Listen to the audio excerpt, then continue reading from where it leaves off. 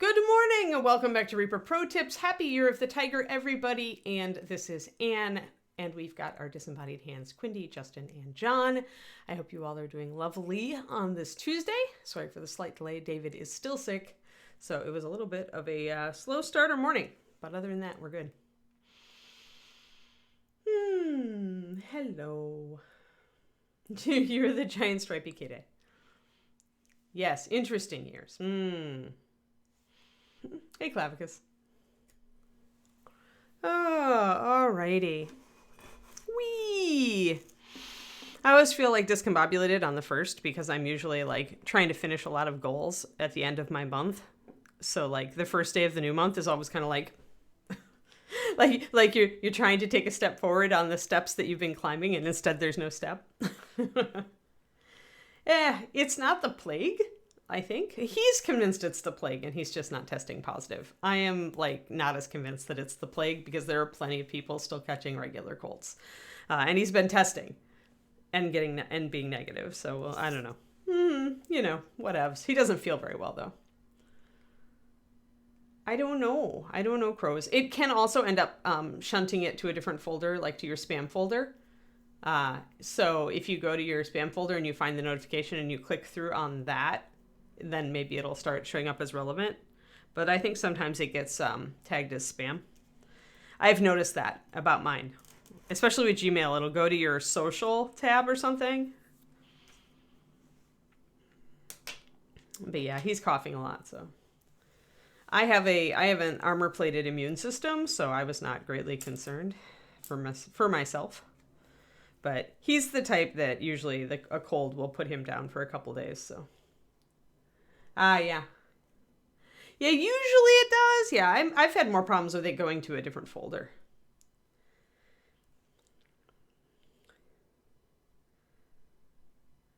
I have noticed it'll stop notifying me if I could show up to a stream, but if I don't like click on the stream, then, the button, then it likes to pretend it's no longer relevant. I don't know. So Bunny. Where are my pretty colors? I don't need that pretty color anymore. But I do need this pretty color. I need a rich leather. I think I've been grabbing blonde hair a lot lately, but that's because it's kind of in the range of what I want. So let's do rich leather and that. And we need our black and brown because we're mixing a shadow color with that. Yeah, everybody's the avoidance tactics that we've been using in general for COVID, of course, also mean that there is no flu season.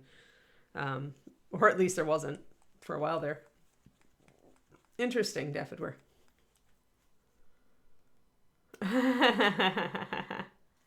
That's funny, Cornico. I managed to make most of my goals. I didn't make my, I didn't do 50,000 words. I did do 40,000 words, however. So, all things considered, when it wasn't a NaNoWriMo month, I'm trying to get myself up to 50,000 every month. But that might be a stretch, especially with its fresh writing. We'll see. Alrighty. Got paint on myself, so let's mix up. Our shadow color was 1 drop of black and brown, 9137. And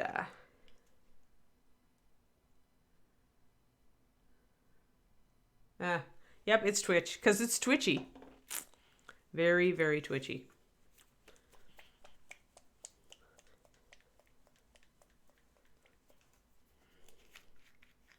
So we started dark so that we could work lighter. So tackling fur when it has darks and lights in it like that is a good idea. I'm going to go straight up to rich leather and drop a drop of blonde hair in it.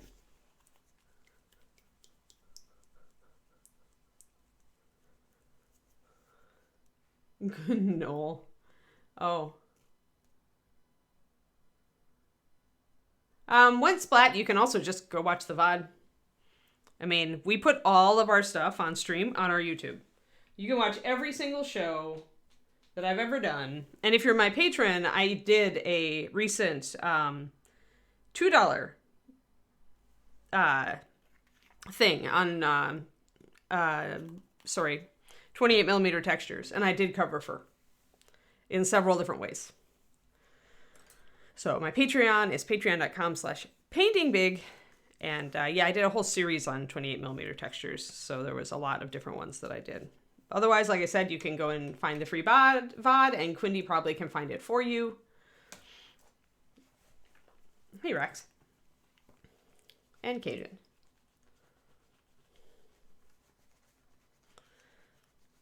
I am doing mine like a real hair. I wonder... Uh-oh, I left my phone. So I'm not going to have my reference photo. Oh, no! That's okay. I think probably I remember what we're doing, so... No reference photo. Maybe I'll see if I left it over here. One second. I'm gonna see if I can, just because I always tell you guys to use reference photos. Ah, yeah. Yep, I just left it on the other side of my barricade. Along with my hydration tools. So let's get my hair picture up. Hair.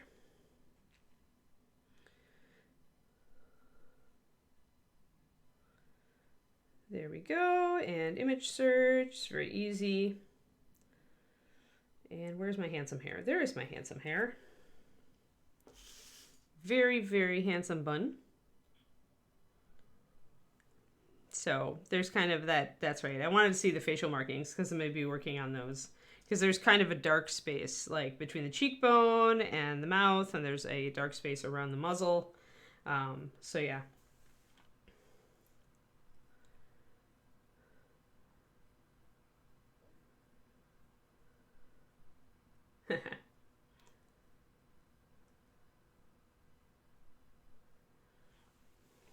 I missed that pun. I'm not sorry. So the other reason we're working dark to light on this is that per our reference photo, you can see that the fur actually is that way. It does have light ticking over a dark background. So that is the reason, one of the reasons we're doing it this way. To keep my hair right there. And I need to bring up more markings on top of her eyes. We've got this big palette in the way, so she's not showing up so great. One second. Now that we're doing something other than the palette, we can get her focused and up close. So you can see I started those light eyebrows that she has, and a little bit of highlight toward the end of the nose, but it's mostly the muzzle that's lighter. So let's keeping that in mind, let's mix this up.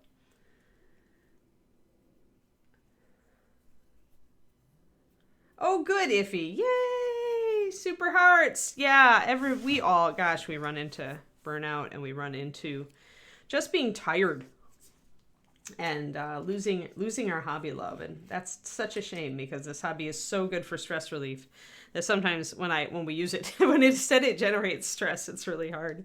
So yes, I'm glad you liked it. I wrote it very much with my own heart, all of my own heart, because I've been through every single thing in that. And so yeah, I hope it helps.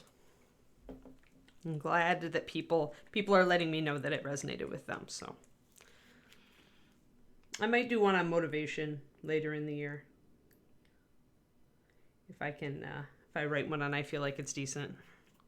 All right, we're going to go that way. So we've got really a 4-to-1 with the 1 being the blonde hair. And then we've got the blonde hair. There we go. There's my pun damage. And then we're doing a 50-50 here, and this is rich leather with just a little bit of black and brown. So we're going to mix all those up. Nice. Yeah, they might be old if they're cheap, Cajun Beauty, so be aware.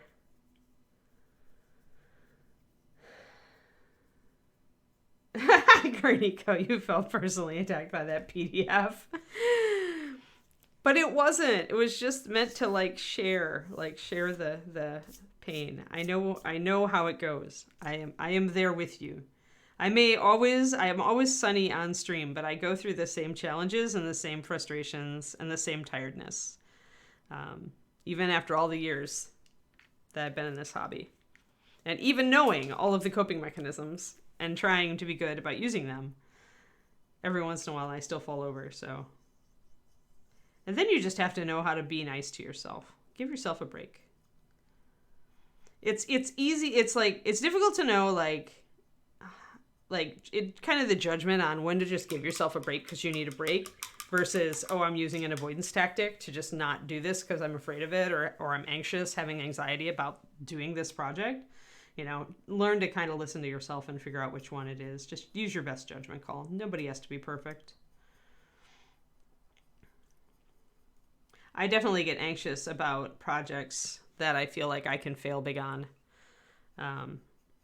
Even now. And sometimes others do not help. Like I realized last night when I was putting together one of my limbo models that I was really looking forward to painting, that a very small intricate part had broken off and gotten lost at some point. It had not made it to me. And David was just like, just email them. And I'm like, that just makes me feel tired having to email them and wait for like 2 months to get another part from them. I think I'm going to try to resculpt it. And he's like, you're nuts. And he's like, there's no way. And I'm like, oh, thanks, honey. Thanks for that vote of confidence. Now I'm going to be really nervous about trying this. Yeah, it's true. It's true. As long as they're not frozen, you should be fine.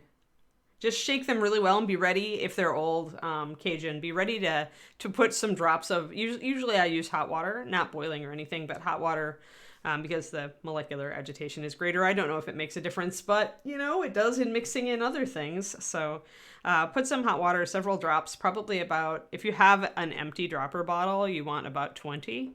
Otherwise, just put a bit of water in there and shake. You may also, if they are old and they've been sitting, get a toothpick and pop the top off. So pop this part out. All you have to do is kind of pull it to a side. It'll pop right out. Put the water and put a toothpick in and stir it around, and then put the water in, and then, you know, stir it a bit more and then shake it. Especially if you can get the toothpick down to the bottom where the agitator probably is stuck in a bunch of goo. If you can get the toothpick around the bottom of the bottle, around the edges, that'll really help bring the paint back. Because even if it's not bad, it's going to be thick because it'll have evaporated and over time. So, all right. Ooh, good. Yeah, resin printer. Yeah, I haven't even like gone down that road yet. I feel like that this year is the year of the airbrush for me, where I want to concentrate on that. Once I've got that down, then maybe I could see my way to getting a resin printer. It'll have to, I don't know, I'll have to find a lot of stuff that I feel like I actually would paint. I feel like the longer I wait too, the cheaper they'll be and the better the user interfaces will be. All right, so let's get some highlights on these little cheeks. And this is with the rich leather with just 1 drop of the blonde hair. Just going to block in a few highlights. I'm going to make sure she has a couple of dark stripes. The hair, actually will this make it better? Yeah, that makes it show up better. There we go. So I'm bringing this up pretty slowly.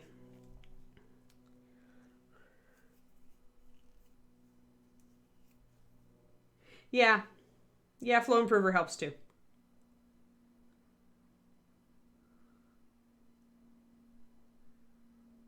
Oh, I have ideas for how to do this, Turgeon. Like, finishing one part of a mini before. Oh yeah, did you like it? You did like it. Finishing one part of a mini before moving on to another part. Yeah, it doesn't it? Yeah, because you can see that you're doing good, right, Korniko?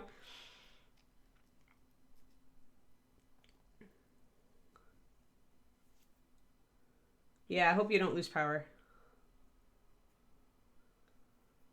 Right. See, Trash, that's a really good point. And that's kind of what keeps me, like, hesitating. Pardon me while I mix up a little bit. I think I want a little bit of black and brown. Just to add some, I want to keep those dark shadows, like the stripe coming down from her eye and that. And I feel like I've lost it a little bit. So I'm going to grab some black and brown just so I can make a bit of a darker marking there. I actually only have a mixture, so. Hey, Silver Tongue Studio. Wow. Oh. Happy Subiversary. Happy Subiversary. Happy Subiversary. Happy Subiversary. Thank you. 1 year. That's awesome. Thank you very much. We appreciate the support. But yeah, Trash has it in one. Do I want to spend more time looking for minis, or and printing minis and learning how to clean the minis, or do I want to paint more? For me, definitely it's paint more. I have so many beautiful models. Yeah, I'm surprised nobody's done that yet. I'm surprised you guys haven't put together like kind of a fan club of discontinued Reaper models where you just like pay every few months to get a batch made of one that you guys agree on. Really surprised that hasn't been a thing.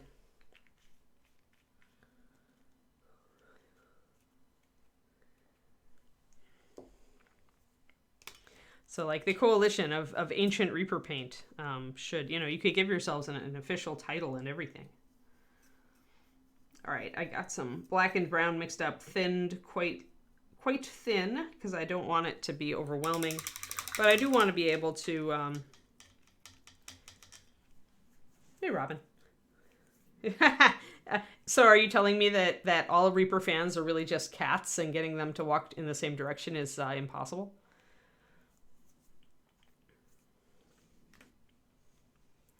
All right, so I've got a little bit of a shadow coming down from her eye there, which I need to put in on the other side. And I can start it pretty dark. So it comes kind of from the inner corner here, and it kind of goes back here.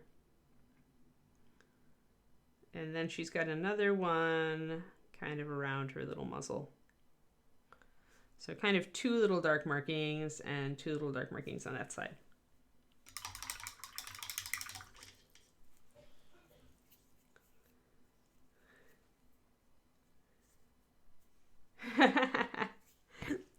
Awesome, Silver Tongue.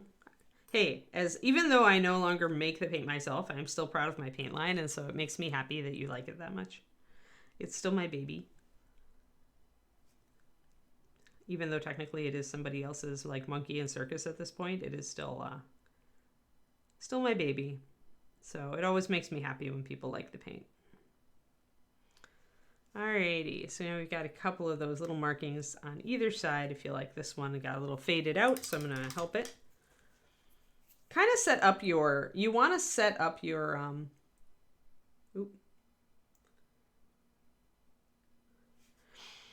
you want to set up your major patterns in the fur before you start doing a lot of texture.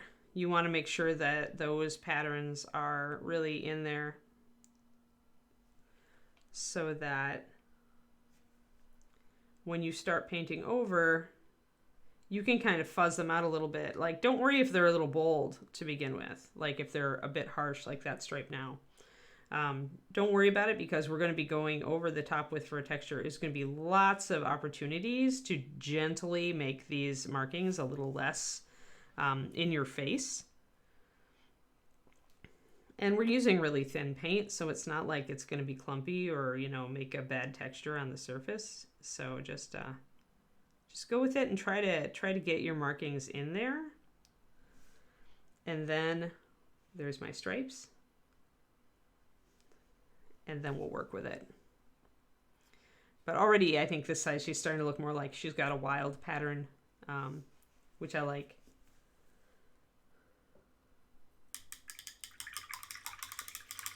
Oh, hello, Blissful Autumn. I totally missed your hello because chat is flying by today. Hi, Eric. Where are you? Where are you? Where are you? Where are you? Where are you? Where are you? I'm looking. Trying to find you. There you are. Oh, okay. Yeah. There you are, Blissful Autumn. And you're orange, which for autumn is perfect. So hi, I'm Anne. Nice to meet you. Welcome to the stream. You can always come here with questions. As others have said, the Reaper Discord, which I think that somebody popped a link in there, is a really good resource. Reaper as a company is really, really beginner friendly. The Learn to Paint kits are awesome. They come with paints and brushes and minis at a pretty big discount, plus a great printed handout that helps you kind of learn new techniques. So, and then if you have any other questions, like you can always pop on here. I'm doing this stream every weekday at 11:30 USA Central Time for about an hour and a half. And I never mind taking a break to answer new questions, new person questions, because if you're thinking it, somebody else who's on the stream is also thinking it, or somebody who's going to be watching the VOD is also thinking it. So never be afraid to ask questions. Even if they're newbie questions, I don't care. Just ask them and we're happy to answer. Yes, as Turgeon just said. Yes, and every stream I do on here, I think what number? Are we almost 400, Quindy? I think we've done almost 400 episodes of this show. And so we've answered questions on brushes and thinning paint and different palettes and different paint lines and da-da-da-da-da-da. We've answered a lot of questions over the many years. So if you are painting at night and you want to hear my monologue, you can always just queue up Reaper Pro Tips on the Reaper YouTube, and that'll keep you busy for a while. The most awful staff meeting? I'm sorry. I hate meetings. I feel like meetings are often a waste of time and counterproductive, unless they're very small meetings. Like they need to be very small and targeted meetings. I feel like the large meeting, unless it's necessary for you to know what everybody else is doing, which at Reaper sometimes it is. But large meetings can really waste time, I think.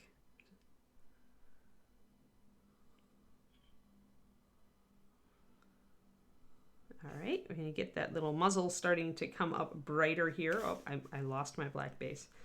When you're painting a really dark color, sometimes having this in frame is going to make your camera happier. Yeah, no problem.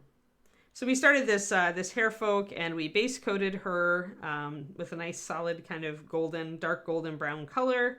And then we shaded in line with some markings. We're using a visual aid, Autumn. So I believe when you paint animals, you should always have a reference. So I'm kind of basing her colors on this hair and her patterns to make her look more like an actual animal.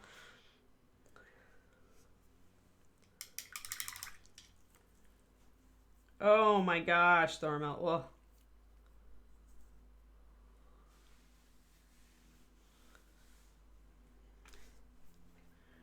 alrighty, so we've got 3 colors here that I've mixed. All these colors are based very strongly on rich leather, 9429, which is a great golden brown color. In the old days, I also used chestnut gold, but after that got canceled, I started moving more toward the rich leather color.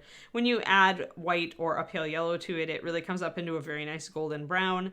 I'm using blonde hair to take this up into a more natural kind of buff color because I don't want it too yellow on this rabbit.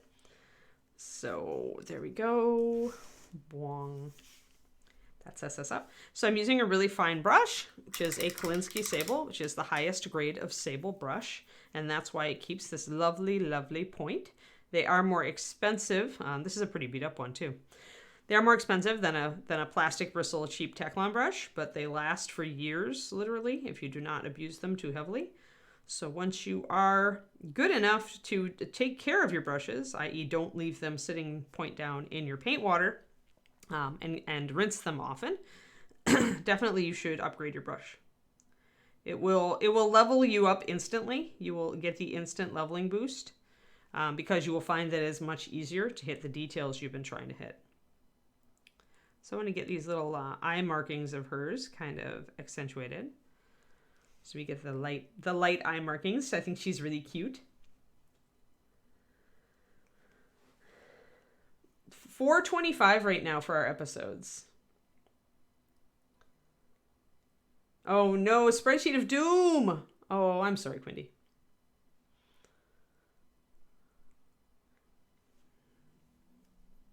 All right, so I'm going to use this highlight color, which is the 50-50 mix of rich leather and blonde hair. And I am going to highlight her little eyelid here, just toward the outer edge. Because that's enough. You don't need to highlight it down at the inner corner. Usually you shouldn't anyway, because with the way that our brow ridges tend to work, it's usually darker in toward the center of the eye, and out toward the edge, you get more light in there. So that's why it'll look more natural, and this includes humans. If you have an eyelid to highlight, if you highlight it toward the outside.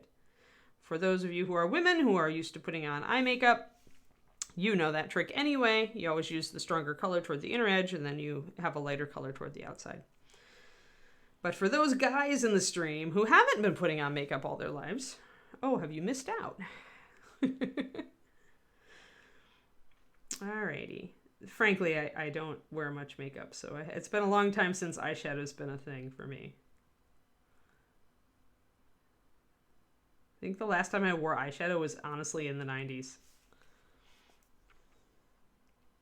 So I'm just going to pick up that little lower edge on her eyes as well, since animals do tend to have lighter color around their eyes. And I'm going to bring in my kind of middle color here to highlight a little back toward the back of the face, toward the floofy cheeks. Very floofy cheeks. And even though I'm not really leaving brush strokes at this point, I'm still trying to move my brush in the direction the hairs would grow, so that if I do have some texture that gets left behind, it's at least the correct texture for the hair. And if you wonder how hairs grow, just look at your own pets or look at pictures that are in good resolution of animals, and you can usually see the direction the hair grows. Usually it starts right around the nose and it just radiates out and goes backwards. And then when it hits places like the back of the ear, it'll kind of group together and then go up in the same kind of manner, like kind of splaying out like a fan as it goes upwards. So as you get these little, here, let me see if I can get really close and in focus. Unfortunately, this is dark, so we'll see if it shows up. 1 second. Yeah. So you can see how I got those little hairs. They're kind of going like out kind of in a fan pattern as I hit the top of each ear. And it's not like super important to like get it perfect, but just kind of be aware that that's how the hair is going to grow. Again, you can look at your own animals to kind of see that. You'll defeat the spreadsheet of doom by the end of the week. Excellent. Oh, Nomad Zeke. That's bad.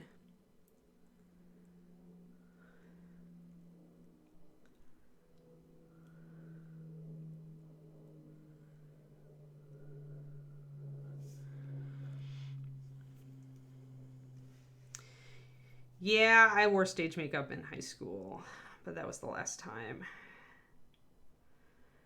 I do put on mascara. That's usually my one bow to the makeup gods, just because my lashes are so light. And I am on camera every day, so. However, today I must wear actual makeup. Today I am getting a professional photo taken. An actual headshot. I've never had one. Even for Reaper, because Reaper wasn't corporate at that level at the point that I was working at it. So just getting in some highlight here on this, right under the eye, I'm going to bring in. And I'm going to, as I start getting lighter and lighter, I am going to be actually paying more and more attention to the direction of the hair to make sure that I'm setting myself up for success. And you can see how this kind of works, right? Where when you've got this light color and you bring it in, suddenly it makes that dark eye really come out. So that's what we're doing, is we're building a lot of contrast on this face to bring out the features of it, which takes patience, and it does take some brush control. So as you start your journey with miniatures, do be aware that you won't have great brush control out the gate, but the more you try to hit fine details, the better you will get. You'll get better with every figure. Brush control really is one of the things that should get better with every figure, and you'll see it. Paint in the palette and a general painting rhythm. Not enough water in your brush. Okay. This should take 2 minutes. Deeper paint puddles. This is a large palette. It is a 28 well. It is available on Cheap Joe's Art Supplies. Porcelain palette, 28 well. I like this because, as you can see, these wells are small. They are not the huge wells that you will see in one of the flower shaped palettes. This is key. You want small wells because the smaller the well, the less surface area is exposed to the air. So the deeper your paint puddle, the longer your paint is going to stay wet. I don't even have to touch my paint or add water for at least 45 minutes to an hour, depending on the temperature in here. If it gets warmer, then it'll dry out a little faster. But even then, like around 45 minutes, I just have to put a brush full or a drop of water in them to keep them good. And usually that will trigger when I go to load my brush and notice that the paint along the edge is a little tacky. And that's when I'll add 1 drop of water, and I'll just add it to all of them then. anything that I can see that needs it at that stage. The real key to having paint dry in your brush, there are several possible ways this could malfunction on you. One is you're using too small a brush. If you're using a very small brush, you are going to have more of a problem with paint drying in it. If you are using a moderately sized brush, like this DaVinci Maestro Series 10 size 1, which you can see kind of in scale with my finger, you can see how big it is. The key to keeping the paint wet is, one, you are going to use thinner paint. If you're using paint that's too thick, it's going to dry in your brush super fast. It's going to get tacky and gummy, and it's going to start drying near the end. So your paint consistency for base coats, I use like 5-1 or 4-1, but anything after that, I start at 2-1 paint to water, and I get thinner from there depending on what I do. So I have a lot of water in these paints. If I grab my mixing brush, you can see how watery they are because I can't even pull the brush through it. It closes up right away. It's very, very watery. So these are all about 2-1. And I think I may have added a little bit more water to this one because the more white you get, the more water you need to add. So if you have your paint thinned correctly and you have decently deep paint wells, so usually as far as drops, these each will have somewhere between 6 to 10 drops of fluid, probably about an average of like 6 to 8. And that is usually deep enough that it's going to stay wet for at least 45 minutes at 2-1. The final tip that I can share is one I kind of learned accidentally, and that is when you are about to paint, get water in your brush, squeeze it out. Don't dry it on a paper towel or anything. Just kind of like, I just squeeze it out by pulling it through this finger and I just do this. And I turn it as I go, and it comes to a perfect point. I'm not a brush slicker. I don't do it. Not for a long time. So once you have this brush pointed and you have only squeezed out the water, you still have a lot of moisture in your brush, and that will help keep your paint wet for longer because this moisture is still here. Does that make sense? Yeah, you need to thin the paint. Okay, so hobby paint 101, this stuff is a concentrate. Thin it. For base coats, you've got to thin it. And the wet palette does this for you, right? Which is why you're having more success with a wet palette, Silver Tongue. But it drives me wonky at some point on the wet palette because I can't control the consistency. So if you haven't really been thinning, then you really don't have a grasp of like necessarily of how like thin your paint should be for some techniques. If you've adapted to the wet palette and you do have a grasp of like how thin or thick your paint needs to be to get X effect, great. Then, you could keep with your wet palette, or you can go back to the well and try to learn it that way. The well I just find is a little bit easier off the bat for people who don't really have any grasp as to like how thin is my paint supposed to be, because the wet palette will just do it. Like it'll thin your paint and then it'll keep thinning your paint. There's no way you can really control the moisture wicking one way or the other with the wet palette, so you kind of are mixing every brushful.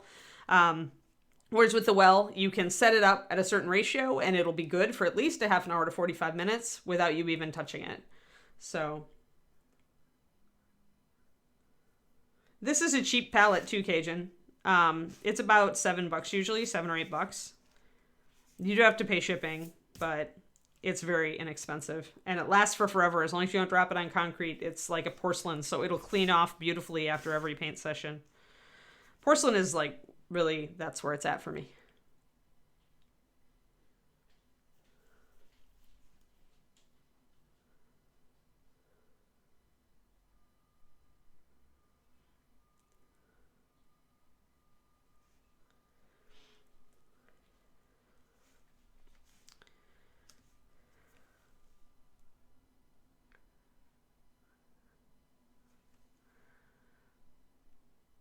So anyway, I hope that helped.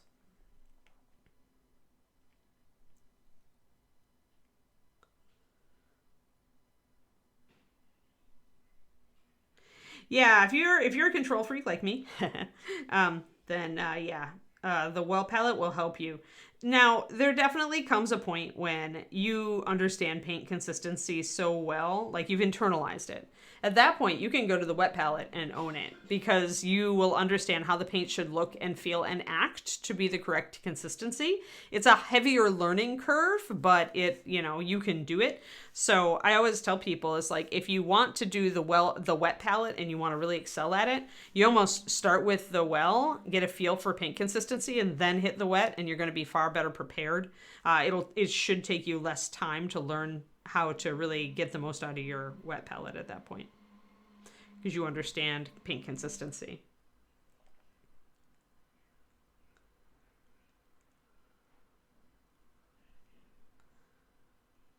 All right, so we're really getting these colors nicely brought up.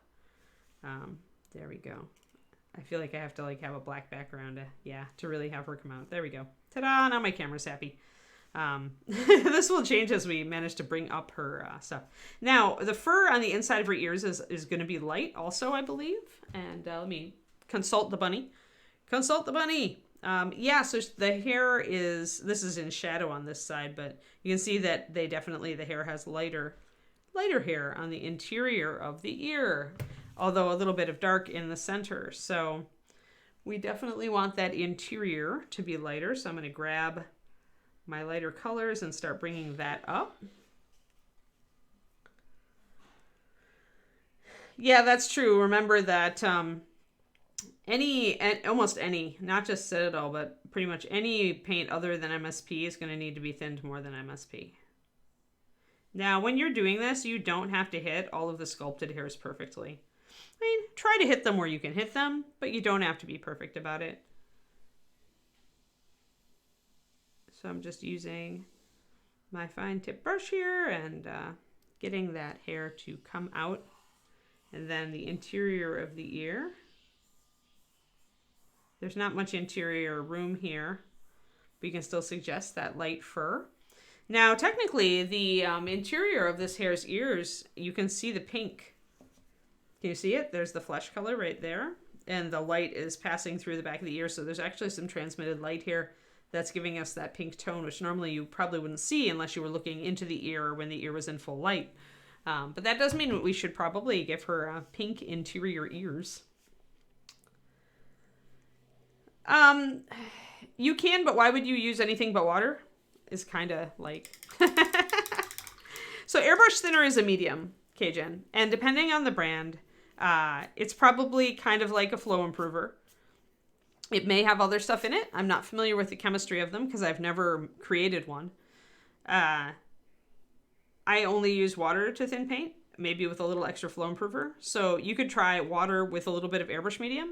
But if you can use something free like water, why would you use something that you have to pay for? Airbrush Thinner is meant to keep paint in suspension a little bit better and to make it flow nicely, and that's pretty much what flow improvers do. So I would use it as a flow improver. I would maybe just, if you have like a bottle of water like I do, just add a tiny bit of your airbrush medium and mostly fill it with water. That should give you a little bit of the flow properties and still allow you to only use a little bit at a time. And anything you add, remember, anything you add to your paint will affect it somehow, and not always for the best. So you don't want to go whole hog, like mixing mediums and stuff into your paint necessarily, unless you're looking for a very specific effect. You know what you're doing. Because some stuff like slow dries, drying retarders will directly keep your paint from sticking to the model and stuff like that if you add too much. So it's important when doing additives to understand why exactly you're adding them and the effect you're going for, and what's the minimum you can add to get that effect. Minimum. Okay, I'm going to blend in these little hairs by bringing in one of my shadow colors.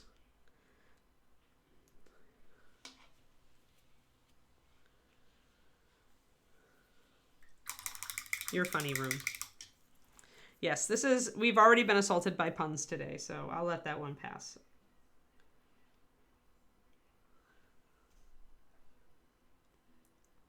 So we will definitely grab... Now when you're doing skin tones on animals, it's actually the same as doing skin tones on humans. You want to start with more of a fleshy color and not as pink. that particular picture, it looks very pink on the interior of the ear because it's actually light passing through the back. So it's making it flush because it's picking up the blood vessels. But I would probably use just a normal skin color, maybe rosy skin or rosy shadow. Rosy shadow's already nice and pink. Got a good color there. And that would be a good starting point, I think.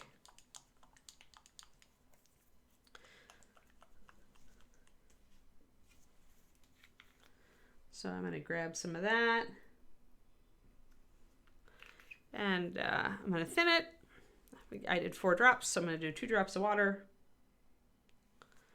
I just want a little hint of fleshy color in the interior there. It is still going to be mostly in shadow, so I only want a little bit. And it may be that this color won't show quite as, show up like I want it to, in which case we'll have to figure it out and work with it, but... So if I want this color to show up better and show up like have that pinky rosy color kind of show up a little better, then I should probably put like some light color back here. So probably some white really thin down. Do some underpainting essentially. Because otherwise putting that skin color in there against over the top of that dark gold is going to likely wash out the color of it. This happens when you're using paints with a lot of white in them, and skin tones are, at least the lighter skin tones definitely are that. You will essentially lose the color. It'll just look lighter and it won't necessarily give you that rosy color that you're looking for. So in those cases, I find it is a plus to use some thinned down white first and then put your color over the top, and that gives it kind of the white paper effect underneath it, and the color should show up well. Or at least it should show up better.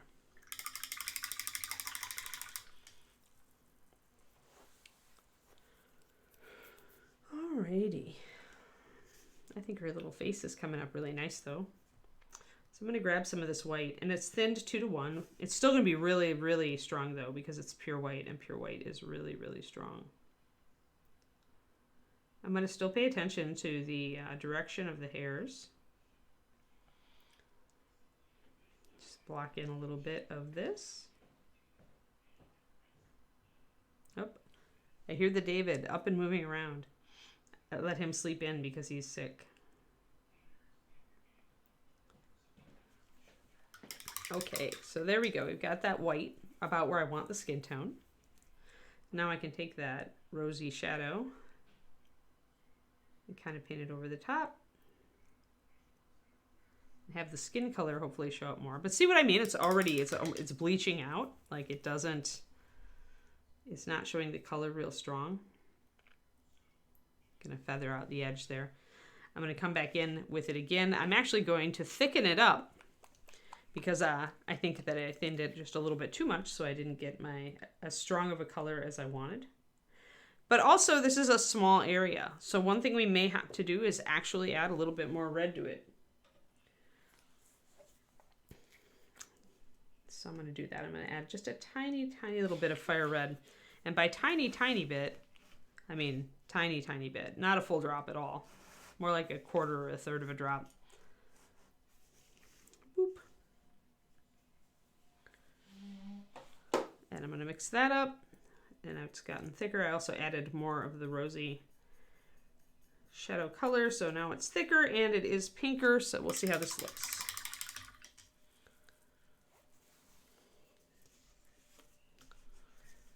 Yeah. I suppose I should do a short video on troubleshooting brushes that dry out and troubleshooting paint that dries out. Maybe I'll do that for my my free YouTube series. Because it's a good short video. I'm always looking for good short videos for that. And I was wondering what I wanted to do next, so. Alright, so putting that in, that's more of a flesh color now.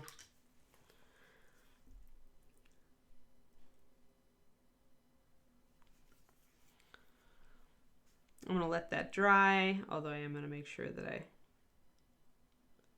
I have any blurfs, I'm going to kind of feather them in.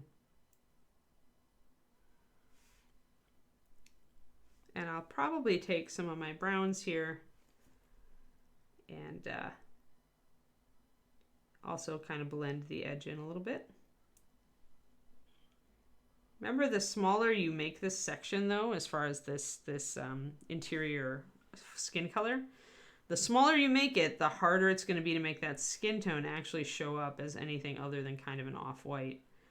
The smaller a bright area gets, the more intensely you must punch up the chroma in order to get it to show correctly. But I'm happy with that for the most part now. So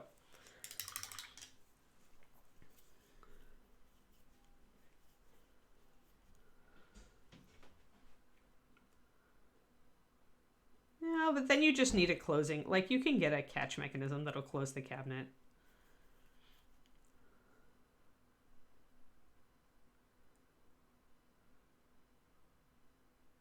Oh, yeah.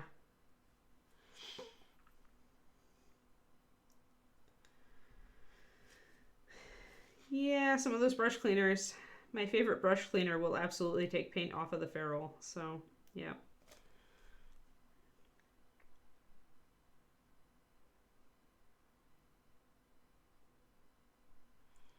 Time to get the kids their own sets of stuff. It's never too early.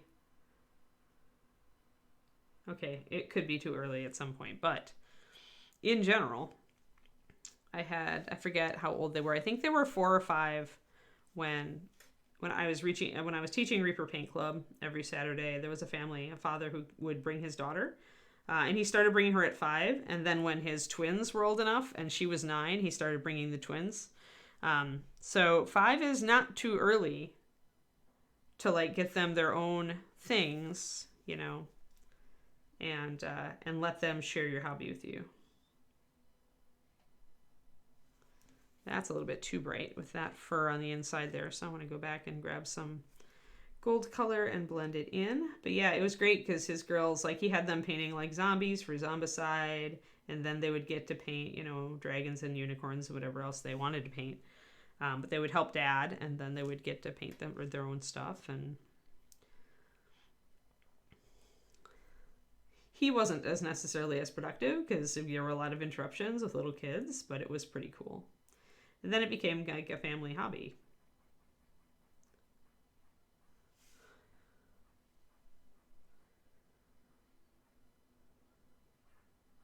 They'll curl at the top if they're plastic, no matter what, Jamie. Sable is a bit better. You're gonna like... Okay, so you have 2 choices with mini painting brushes, really. You can go with the plastic bristle, which are gonna curve at the tip. This is my flat. I use it for terrain. It's the only synthetic I really use. If you take good care of your brushes, if you do not leave them sitting nose down in the water jar, and if you rinse them out nicely, you know, throughout your painting process and don't let paint gum in them, then you should invest in a very good brush. You should invest in a Kolinsky sable, or at least a very high quality sable. But really Kolinsky is where it's at. And this is a Da Vinci, and you can see the word Kolinsky right here on the barrel. Kolinsky is just a term for the top 2 grades of red sable. So essentially these brushes, this brush I've been painting with for over a year, and it still keeps a perfect point, and it's a razor point. Is there a sable shortage? Well, yeah, because shipping and stuff. But at any rate, you can. They've got some good if you don't have cash. Now, okay, here's cash and brushes. You could get a synthetic that's very high quality for maybe $5 at like Hobby Lobby. The Master's Touch synthetic Kolinsky sables are good. They will eventually still curl, but it'll take them longer and they'll keep a better point. But if you just doubled that price and bought an actual Kolinsky sable, like a Reaper Kolinsky, then you could have a brush that lasted for years longer. So with brushes, even the really expensive ones, and these Da Vinci's and the Raphaels I use tend to be between $10 and $20 a brush, but they last me for literally years. And as they slowly break down, like, I can still use them until they're very, very thin and have lost most of their hairs. So with brushes, I really feel like you can get away with synthetic for a while, but save up some cash or ask for money or gift cards for Christmas that will let you buy, good stuff, good brushes, because these tips, you just can't beat this. as far as hitting little details and stuff like that. And when you're painting tiny, hitting details is important. So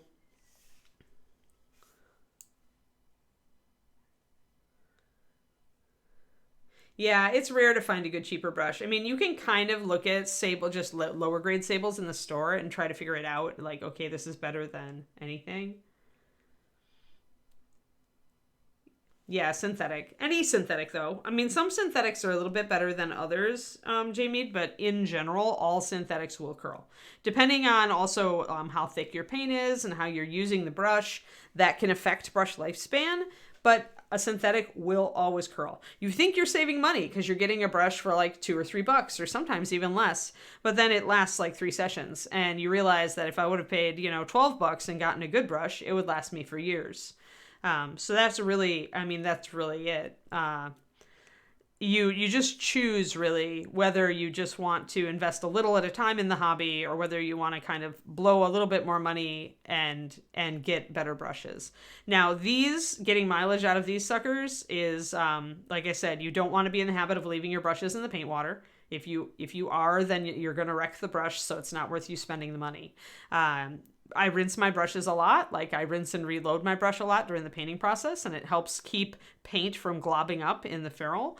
That's another nice habit that you can cultivate that keeps your brushes good. But when you've got those couple of habits where your brushes are going to be good and you take as good care of them as you can, then it's worth investing in a couple of sable brushes. Absolutely. And it is an investment. Yeah. Okay, yeah, just don't leave them in the water for too long. I will say one thing about that. There's a lot of brush cleaners that essentially will let your brushes kind of sit in the water suspended. What that does over time, guys, is the glue here that is holding these brushes together. If you leave your brushes in the water for a long time, that glue will start to loosen and you will essentially get a brush that can be compromised a lot easier. That glue is holding these hairs in place in a pretty precise pattern. That's why a handmade brush is a higher cost brush. And when that glue softens, as when, it's continually exposed to fluid, you can get splay and you can get hairs coming out a lot easier. And then you can get a brush that's tip just kind of comes apart. I never leave my brushes sitting in water. Honestly, when I load them and then I use them, I'm like, reach over. I'm okay. And to make it so that that's possible for you, it's important to learn about loading your brush. Like when you go to load your brush and get paint on it, only get a little bit of paint on it. And then unload. You never have a ton of paint in your brush. And if you paint a little bit and then you still rinse it out while the paint is pretty wet in your brush and you reload, then your brush is like going to rinse out super easy and you won't have to sit your brushes in the water. The only reason you should ever have to sit a brush in the water or use a more thorough rinse is if some paint has started to dry in the bristles, right? Like maybe you want to soften up some paint that dried up here. And usually that means you're working with paint that's a little bit too thick, or that you have painted too long without rinsing. So that's why I say getting in the habit of frequent rinsing can be a very good thing for your hobby.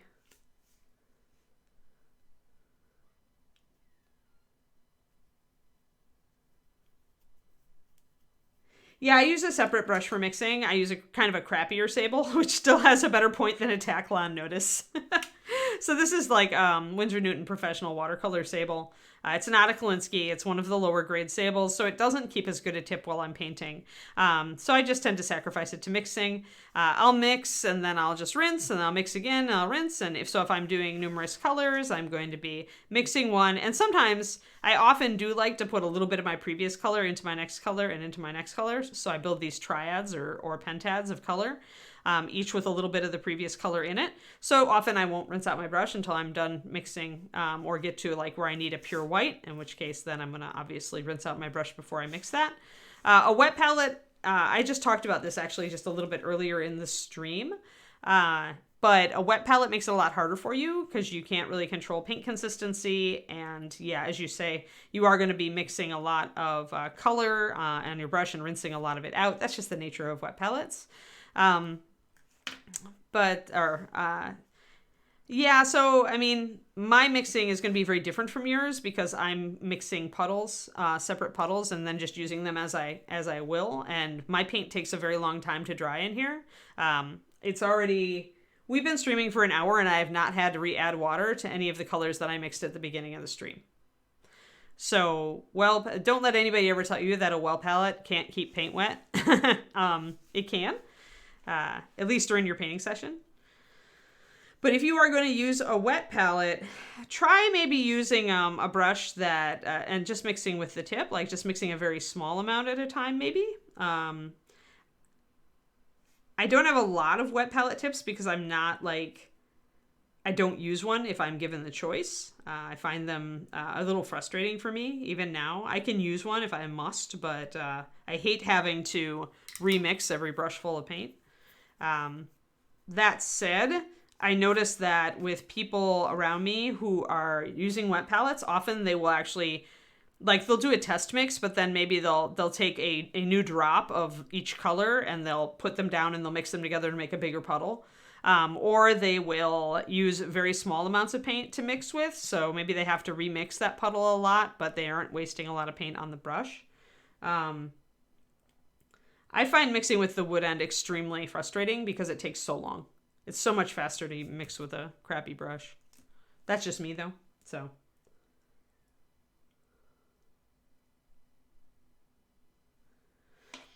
Yeah, I mean, okay, so the strengths of a wet palette are that you can keep your paint wet 4 days, although look out because mold, and it makes organic mixing. It encourages organic mixing. It encourages not stressing about exact color matching.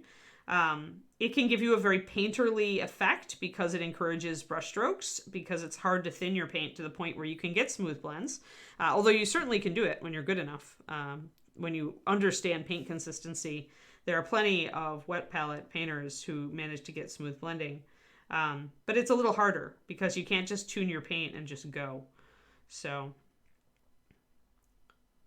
the well palette is less good for keeping your paint wet, although it will certainly keep it wet for like a 2 or 3 hour painting session just fine.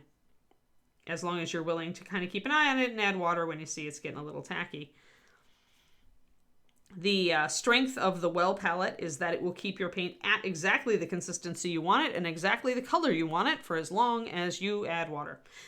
So that's kind of the back and forth. But it can be harder, like, to be spontaneous and painterly with a well palette. Like, the wet palette really encourages more kind of freeform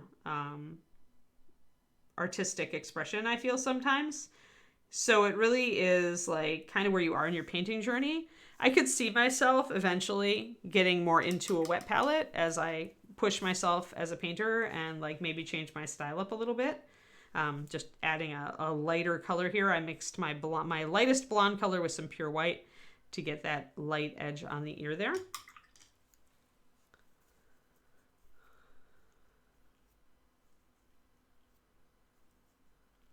Yeah, homemade wet palettes are different, right? Yeah, for terrain, definitely makes sense to use cheaper products, right? You're going to be using a big old brush and you're going to be abusing the heck out of it. I mean, I use big synthetics for my terrain. Where is my terrain brush? Do I have it around here? I think I moved one of them to the other room, but my terrain brushes are synthetics. They are flats and wedges. And they're still Master's Touch, so they're a decent quality synthetic. But these are my terrain brushes, and I've got some bigger ones as well. So yeah, absolutely synthetic, cheapo, relative cheapo brushes for terrain. Totally all is fair. It's what you're doing with. Yeah, wet palettes absolutely can mold. That's the thing, is like you get one because you're like, yeah, then I can work on this model over several days, and then you forget to paint, and maybe you don't touch it for like 3 weeks, and then you go and suddenly you have black mold growing on your palette. So there's pros and cons. But really, I feel like the difference is that the the wet palette is going to encourage you to mix more. It's going to encourage more spontaneity. It's going to encourage a style that has more brush strokes and more texture to it, which is very fashionable nowadays. The downside is its weaknesses. If you are a new painter, it can take longer for you to understand paint consistency and to really get a feel for it, because every time you mix a color, it's going to be a slightly different consistency and your results won't necessarily be consistent. And that makes it much harder when you're new to break down what you're doing and to learn what's working and not working. So that's why I usually say if you are a new painter, you should try both. You should try using both and understand the strengths and weaknesses of each. That the wet palette can make it much easier for you to mix and to explore color variations and to explore what happens when I mix X and Y color, see the interactions that happen. And, it can make it easy to get texture and to start thinking about your direction of your brush strokes and what you're trying to do in different surfaces. And it's much more, it tends to give you a much more painterly feel. But if you're having trouble figuring out paint consistency to get a certain texture or a certain lack of texture or to understand glazes, then the well palette is your friend there. That is what the well palette is good at. Dark Angel. That's why I can't use a wet palette. Like, I would just leave it sit there, and I'm just like, no. Plus, okay, as like kind of a control freak painter, I love starting with a clean palette.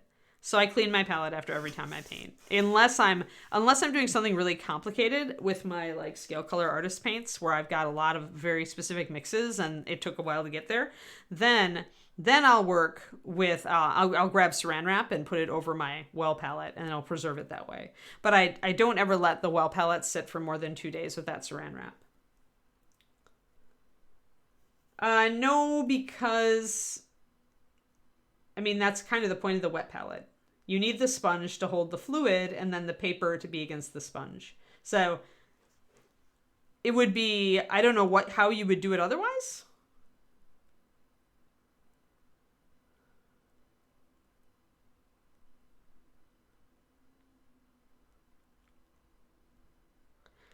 I didn't think there was a wet palette that didn't use a sponge or a medium of some sort to wick the water up.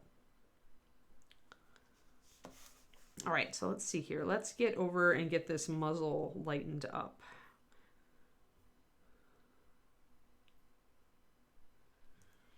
So she's got general painting and detail, always round. I use other shapes of brushes for terrain and bigger projects.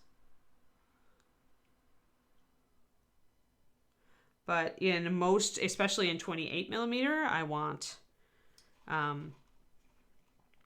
round because I want to be able to hit these tiny details. A flat isn't as good for that. I do on occasion use a flat for base coats,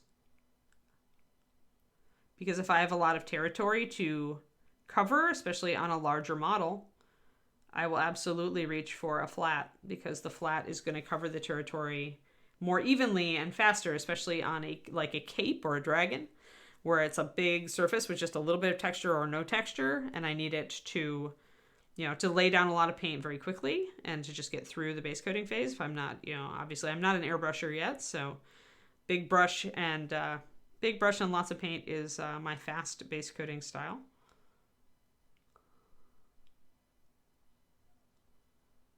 There we go. I wiped out a little bit of my dark stripe, but I'm going to just keep that. Ceramic tile and an ice pack. Interesting. Yeah, I don't think that's a little bit different. Paper towel is just a sponge by another name. It's essentially any substrate that is going to hold water against your paper. Now, paper towel is nice because it is more disposable and you can just chuck it after you paint. And so it's not going to mold. It's much easier and cheaper to set up, So, that's what we use at Reaper classes at ReaperCon.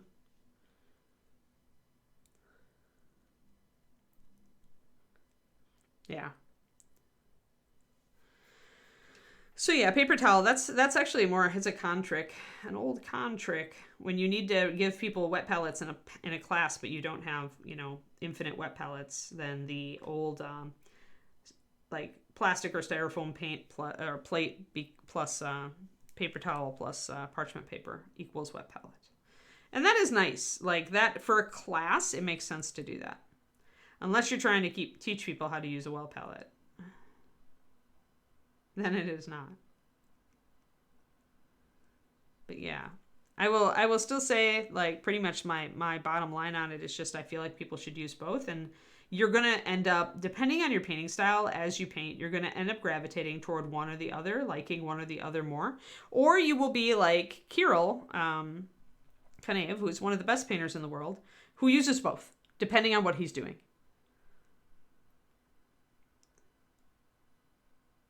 He'll essentially use the right tool for the job. And I think that's like the truly, like when you really are good, when you understand the hobby, when you understand painting, then you can make that judgment call and go, all right, like this is what I need for this. And you're comfortable switching back and forth between the two styles and the two setups. Yeah, that's what I do declearment is when I have used my wet palette, which I do every once in a while. I make myself go back and use it just to, keep my hand in it and give it another try. I will also do that. I just leave it open. I just let it dry out.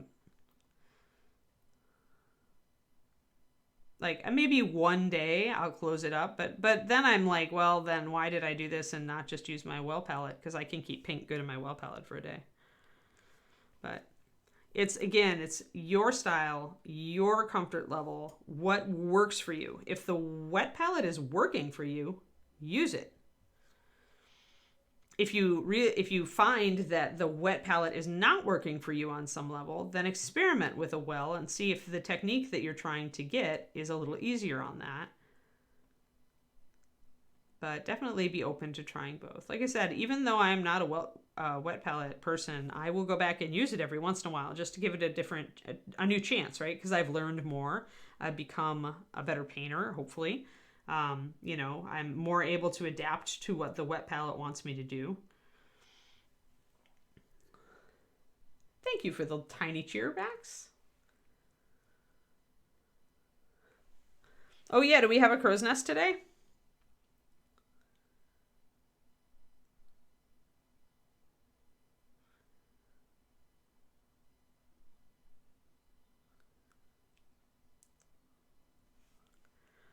So we've really got her markings coming out now. I really like it. Oh, not sure. Not sure if we have a Michael Proctor today. So let's do the same on the other side here. But yeah, bottom line in mini painting is use what works for you. Whatever you gravitate toward, whatever gives you a good result. Just also be aware that there's definitely a thing where you're like comfortable with the thing, even if it's not working that great. And so you stick with the thing because you're comfortable with it. So if you do have like points where whatever you're using isn't really helping, ask people first to make sure that there's not a solution for it that you're just missing. Like with the well palette, the most common thing is people not using enough paint. They'll just put a couple of drops of paint in it, maybe a drop of water, and their paint will dry out fast. The point is you need to use more drops of paint. And more water. Often it's more water. I only use 4 drops of paint or 5 usually, but I will add like 2 or 3 or even 4 drops of water. And the more water is in your paint, the less it's going to, like the longer it's going to stay wet. That's just totally intuitive.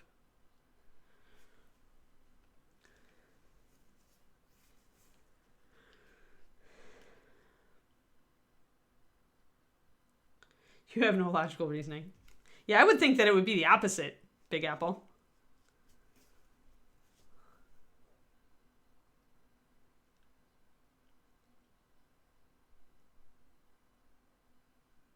Oh, now I've got a little bit too little water in this. I'm going to add a little bit of water.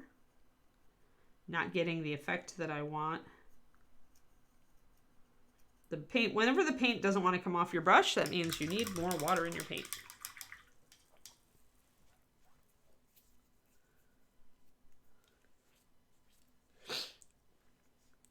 Yeah, but 4 drops isn't lots of paint. You could load up your palette 100 times and not ever run out of it. Also, frankly, maggot white, just add some white, like take a tiny touch of Dungeon Slime and mix it into your pure white, you will have Maggot White. It is very advantageous to you at some point to learn, like, mixing at least colors that are pretty evident. Like Maggot White is a yellow, green, white. So you can honestly, you can mix it. Totally mixable, dude. Some of the stuff like the dark, like the Dusky Skin Triad is a bit harder. So there are canceled colors that are very difficult to mix. Now I'm going to turn this bunny upside down because I need to get, essentially I need to be able to do a brush stroke here out to her cheek to keep in line with the fur direction. And doing it from the other angle was not working for me.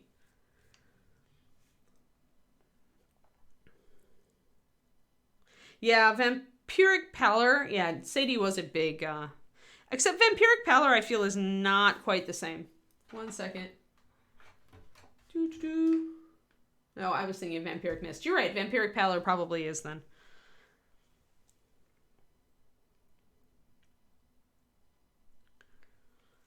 All right, bunny.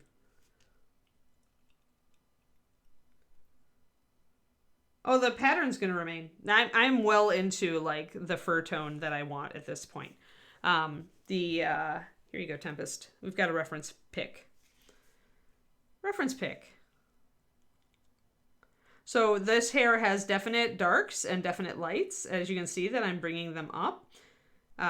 And keeping some of the darks. I'm not keeping necessarily all of the exactitudes, like this very warm color here and the warm color there. There isn't a lot of room here to do that on her face. So I'm generalizing just a little bit. But you can see that in general, I'm getting into the later points, especially on this side of her face, where I will bring up her cheeks a little bit more toward the outer side, and I will definitely be leaving more texture. I have introduced a fair amount of texture into her fur, though, at this point. So it's tiny texture because she's a tiny little 28 millimeter.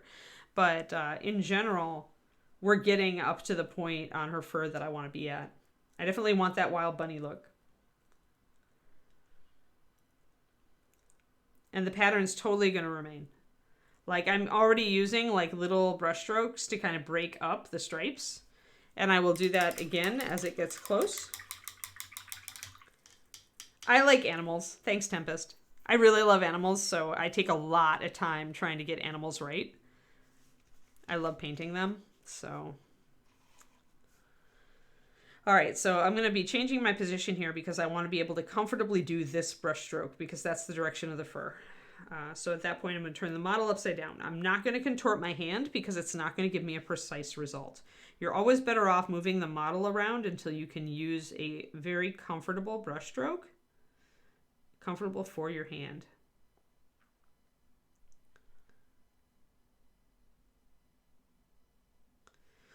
And you'll find as you layer up texture that the easiest place to suggest texture is where the edge, the light edge goes over the dark edge. So here on this little light band here, I'm leaving little bits of brush strokes trailing off into the dark here. Same on her muzzle and same back here. I'm leaving these strokes toward the edge because any hair strokes in here are just going to kind of run together as I layer up this light color.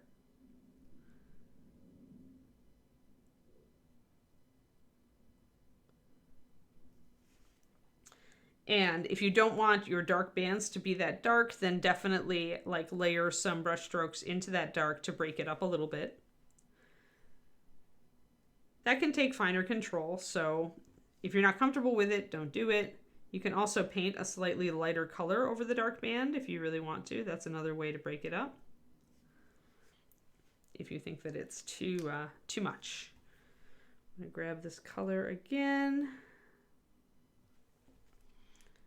And pick up more light fur toward the edges here.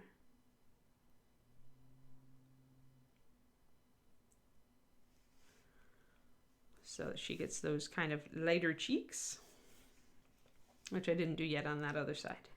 And she definitely has lighter cheeks there. I think I am going to bring in a little bit more golden color on those cheeks though. So I'm going to grab my rich leather and I'm going to do a quick spot glaze. So I'm taking this golden color and I'm painting it over some of this some of this light color. And that will bring it in a little bit more of a rich color. There we go. Which still leaves it lighter, but gives me a little bit more of that gold color that I wanted. And then on the other side, you get her cheeks on the other side.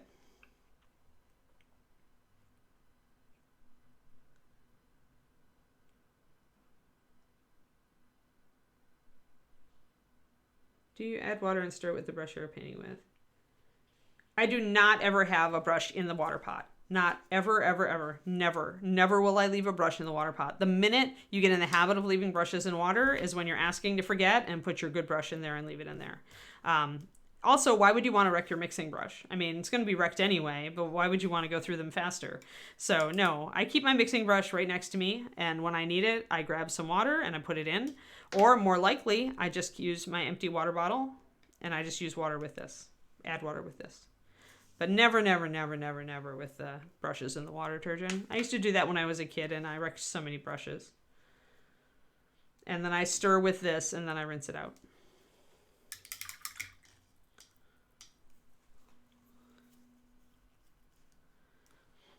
I mean, don't overthink some of these steps. I mean, just, stir your paint and rinse out the brush and put it aside. But I just feel like there's really no reason to ever leave a paint in the water jar. Or a brush in the water jar. Like, I can't think of any reason ever that I would do it. Ever. I would always rather just spend the few extra seconds to clean the brush and just leave it at my side nicely.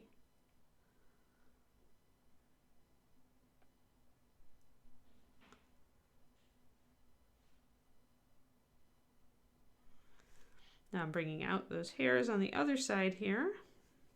And again, I'm going to turn it. If I sense that my hand is a little uncomfortable, I'm not getting quite the fine lines that I want, which can be a brush control thing. But it also can be the angle that you're working from. So we want to make sure that we're working from a good angle. A comfortable angle for our hand to paint. So if you have to turn the mini upside down, turn the mini upside down or sideways.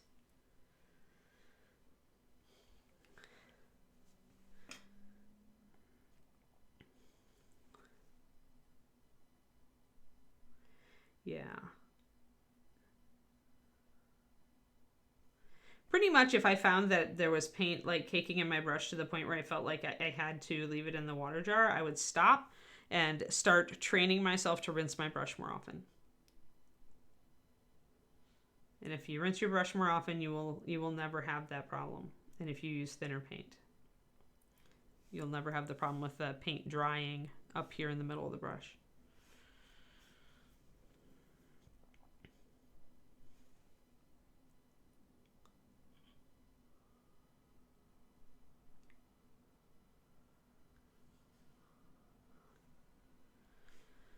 Alrighty, got that coming along. Now I need to get the inner ear.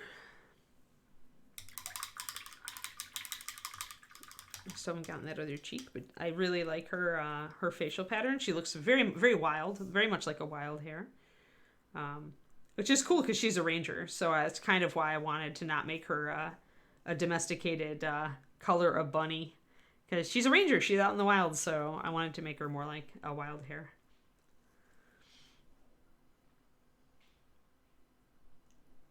Or she's a rogue, I guess, but I think she's a ranger. As far as I'm concerned, she's a ranger. I believe in totally disregarding what blisters tell me. I find that so many rogues can be rangers and so many rangers could be rogues as far as miniatures go.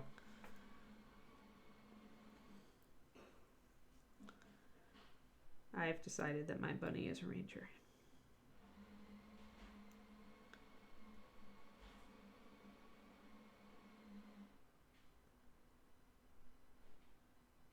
Okay, and we've got that little spot of white that we can go over with the flesh color in the other ear there. And again, I used a kind of a brush stroke that was the hair growth. White. No, but we did a polar bear, a super fast polar bear back in the old Reaper toolbox before Pro Tips. Back when I was still at Reaper, we did a very fast white bear. Super speedy. Looked good too. I mean, the key with white fur is starting with a darker color and working it up to white. Just like I started with a darker color on Ms. Bun here, and I'm working her up to a lighter color. So I would start with a medium gray brown, or grayed out brown probably, or a dirty cream, a gray cream. I might even mix something like rainy gray with creamy ivory. Look at white animals and look at the color of the shadows.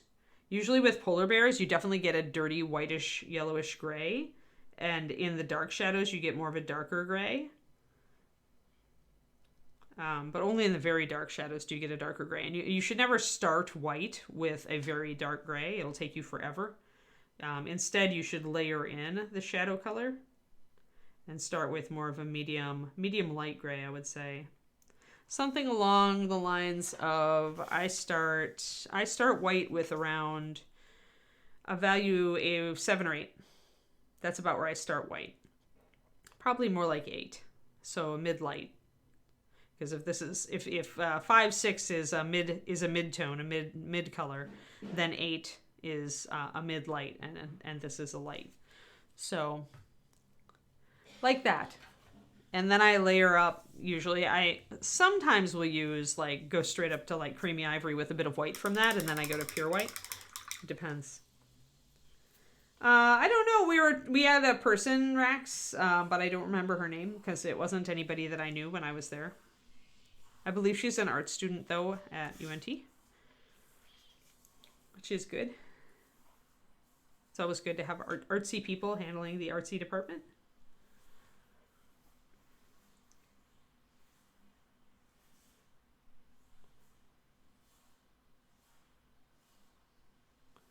Just getting that kind of fleshy color in the ear. So there we go. We've got our ears done now. I think I need a little bit of more shadow in there. So I'm going to bring it in. But yeah, I'm not on site anymore, Max, so I have no idea.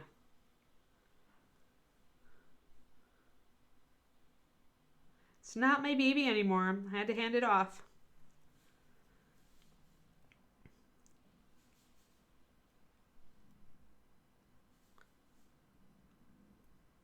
There we go.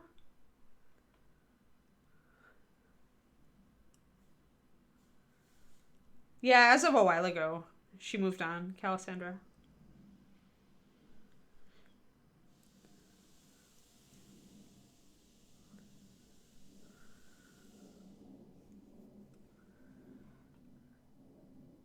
Yeah, the downside with the paint department being involved in streams is then the paint department isn't producing paint while it's being involved in streams, and that's a recipe for getting behind very quickly with how fast our paint sells. I mean, I only could do the streams when I was at Reaper because I had Sadie as a backup. Otherwise, you're taking a big chunk of time there out of the productivity when you only have one person mixing. So I can totally see why it's not a thing. And then again, if you're a new person doesn't really even have an interest in streaming, and there's really no reason.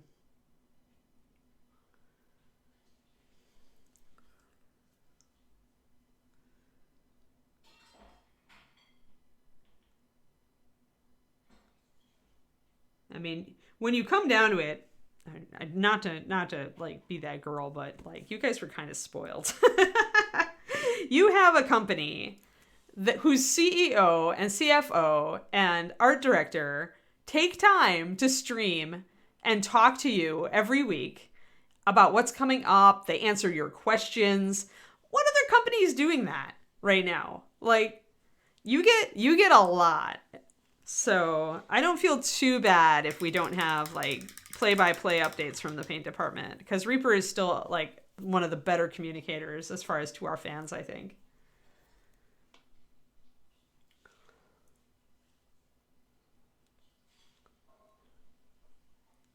You know, Rex, that's just Flashback City, because I used to have friends who threatened to clone me so that I could paint their armies, and they told me they would put my clone in a cage. I have been very anti-clone ever since that time. So yeah, don't even go there. Don't even go there. I'm getting a restraining order. Being cloned is not nice. Being cloned just usually means that somebody just wants to abuse your clone. So I'm not going there. No way. Uh-huh. Yeah, that's what you say now.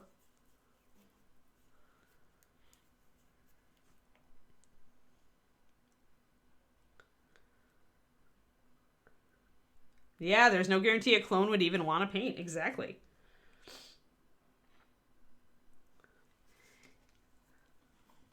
Yeah, that's why we shouldn't even go there. That's not even. I was actually pretty offended when my friend said that back in college.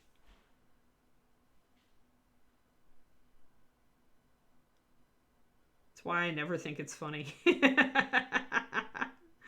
Never. Uh-oh, one of Anne's red button triggers there. You hit Rex and you didn't even know. All right, so there we go. So I've got some shadows here. I'm putting in some shadow color at the top of her ears, just to kind of accentuate the shadows up there. And these little details, I mean, they're not necessary. It's not this necessary to be this meticulous, but it's fun. I just really do love painting animals, so I like to spend as much time on them to get them right as I can. I think that just ups the game. That's all right. You're fine, Rex.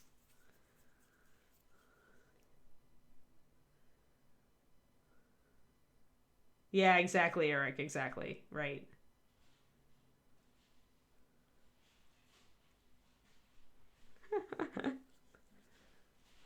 Yes, let's not threaten to clone the great painters of our time. Let's not do that. Or anybody for that matter. Yeah. Plus, you know what? You could clone me and that person would still need to spend the I've been painting for almost 40 years. I've been seriously painting for almost 30 years. So by the time you actually got to, you know, take it, actually advantage from the clone, you'd be like probably like way old. Oh, that's terrible. I would name a cloned cat Xerox, but I don't know if I would clone a cat. I certainly wouldn't clone now because there's definitely still issues with viability. It's one of the, I won't go totally into hard science, but I study epigenetics and genetics in general for our dogs. And one of the most interesting parts of epigenetics is how clones are not as, like the vitality is reduced. And they think it's environment of the clones, like gestation and stuff. But they're not sure because it's super fascinating genetics. So when you've got a thing in the way, you've just got to make do as best you can. I've got a crossbow in the way currently, so I'm just going to go with it. There. Good enough.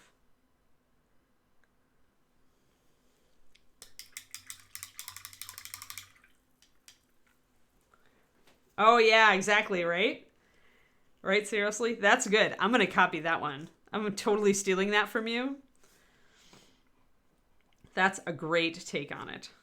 You are so smart.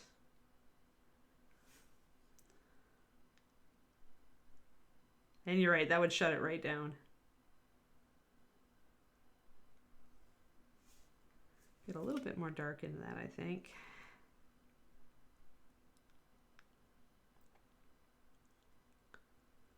Just trying not to lose my my gold skin tones there, my fur tones rather.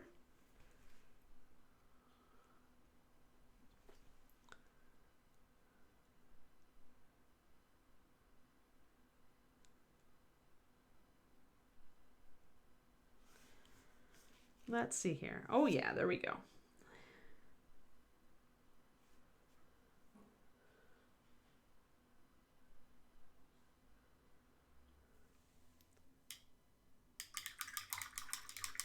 It's not going to work out, at least not yet. Cloning science is not there yet. Ditto. That's a good name.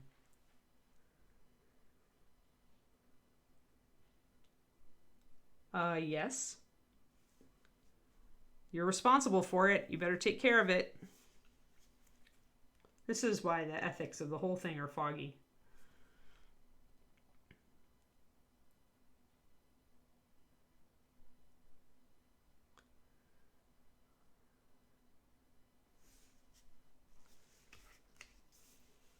Alrighty, so I'm going to add a little bit of more light color right around her nose.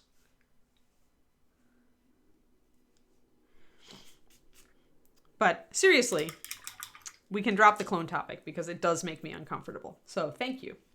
Thank you, though, seriously, for giving me a good respond, good rebuttal. Should I run into this discussion again in real life?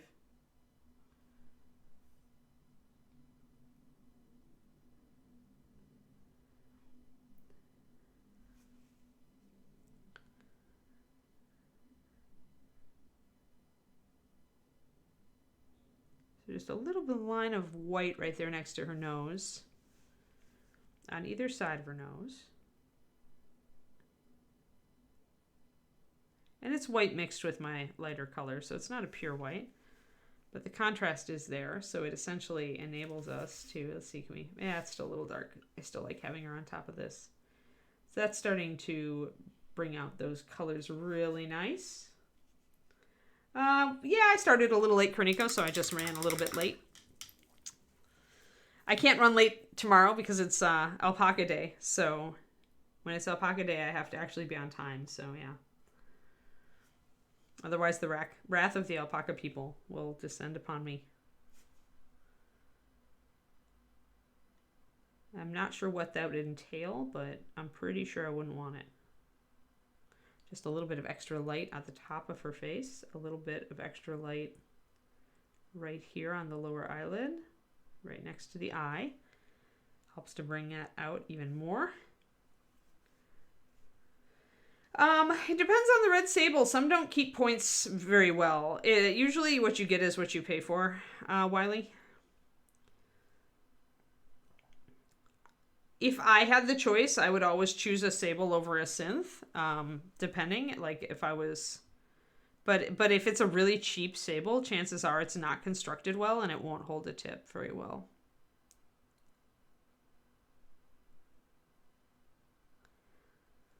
Like the better constructed a brush is, the more time it took to put together and the more you're paying for it, really.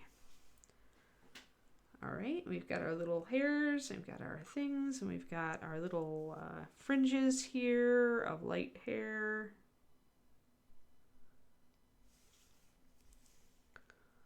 And I'm going to pick up this one just a little bit more here. I think I'm going to like this character a lot. I already love her face. So there we go, and I'm going to actually use my off-white to block in her eyes.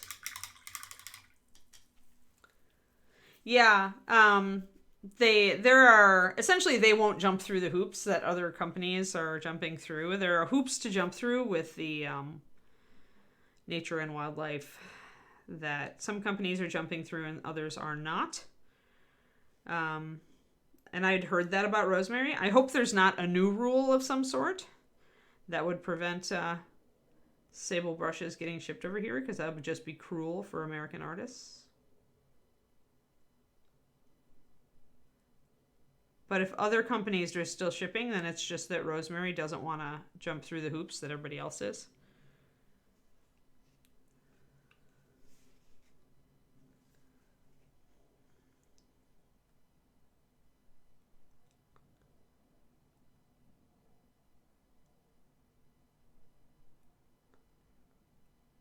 But yeah, not every sable hair is the same. The other thing you're paying for when you get a very, very nice Kolinsky is you're paying for the grade of hair. So it can be a sable, but it could be from a different part of the body of the animal, or it could be from the animal like during the summer months when the hair isn't as resilient and it's softer, and it could be So there's all these things that make a really good brush a really good brush. So when you're paying for a cheaper sable, you aren't going to get quite the same level of build, and you're not going to get quite the same level of hair.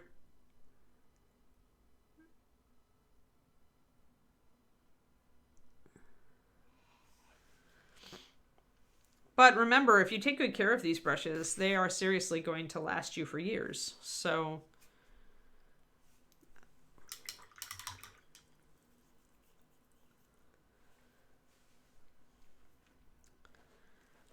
if you can find a decent, like mid-grade sable that's not a Kolinsky, I mean, if I had to paint with my kind of, I call it my crappy brush, but it was a $5 or $6 sable. So this professional watercolor sable, round, from Winsor & Newton, it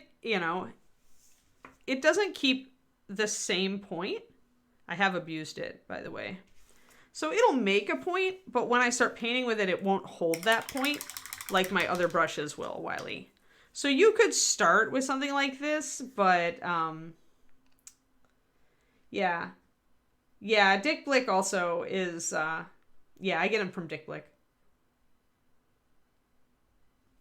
And usually, I mean, you could look at the Winsor & Newton Series 7. If you go on the Reaper Discord and you ask about brushes, I'm sure people will give you some brands to look at, Wiley. I use Da Vinci and Raphael. Other people really like the Winsor & Newton Series 7. There are others. There are other brushes. Escoda, I don't really like my Escoda that much, but Escoda does like a Kolinsky out of Spain. And then there's Russian brushes. The one that people are liking lately is Rublev, which is the one that Kirill uses, which is from Russia, and you do have to order them from Russia, but they have been pretty reasonable on shipping, I believe. It's Roubloff.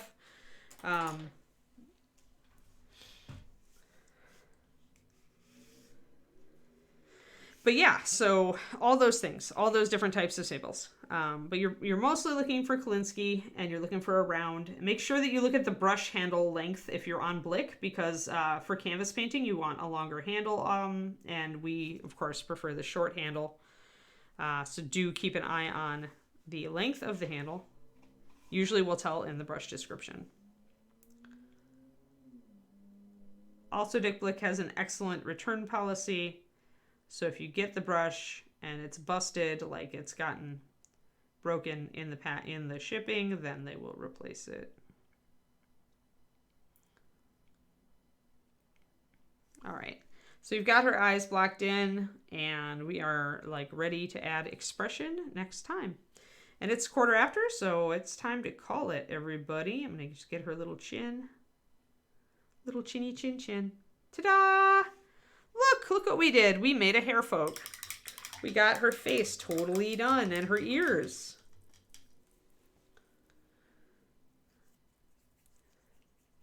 Yeah, it pays to get a bunch of painting buddies so that you can order stuff at the same time and save on shipping. So here we go, guys. And we're going to wrap the stream here. Tomorrow we are working on Mr. Ogre. We've kind of been working on him very organically thus far. As far as switching back and forth in wood and leather and all the rest of it, doing a bunch of different things. So we will continue to switch back and forth and do all sorts of things on Mr. Ogre. Today we did go over fur texture, brushes, palettes, oh my gosh, all sorts of stuff. And we made this hair look like a wild hare, which is awesome. Yeah, no problem, Silver Tongue, anytime. So yeah, have fun, everybody. Yep, maybe Crow's Nest, maybe not. It's a mystery, right? It's a mystery. Have a good one, guys. I'll see you tomorrow morning. Bye-bye.